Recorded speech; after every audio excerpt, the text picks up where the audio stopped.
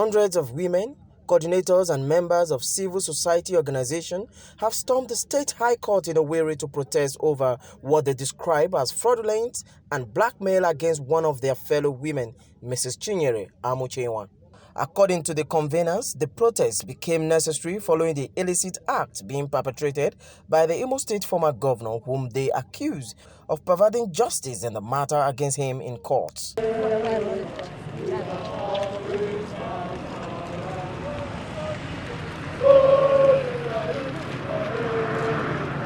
They said the former governor is using political influence to avert justice, and that should never be allowed in a democratic system. While they called on Ohakim to avail self for proper trial, they also called on the judiciary to prevail on the judge handling the matter and ensure that justice is done. Comrade Franklin, we have mobilized ourselves here in Imo State over the injustice meted on a noble woman of Imo State, Lady Chinyere Amuchewa. That a former governor, in his capacity as a former governor, should not have dabbled into such scandal. That the former governor, Ohakim, having coerced the woman into business of buying land, took money from the woman and started blackmailing the woman and said, never gave the woman any land and was proved to be a illegal property. Now the woman in return is demanding for her money, and the issue of nude picture has emanated. Now, we are saying that as long as the two of them are Imo State, we want to know who is responsible and who is irresponsible. If you have slept with the woman, let us see the video. And if you are owing the woman, give the woman her money. And provide, make yourself available for proper trial. You must first trial. If the woman is at fault, let the whole world know. If you are at fault, you go in for it.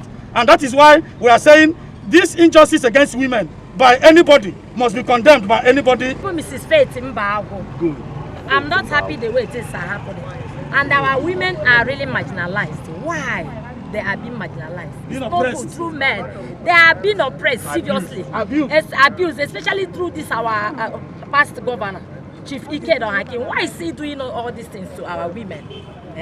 We don't like all this. Please let him give them money, that woman back her money. And apologize to the woman. The money is 500 million. Let her give that woman back her money, or let him face the consequences. We are not happy with him, especially Imo women. We are shouting, crying. Excellency, Ohakim.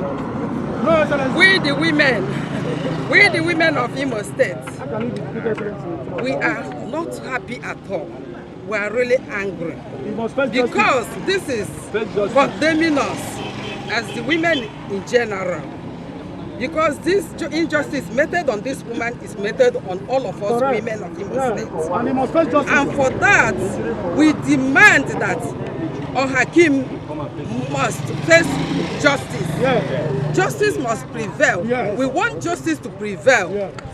He must either release that land or release that money, but he must face justice.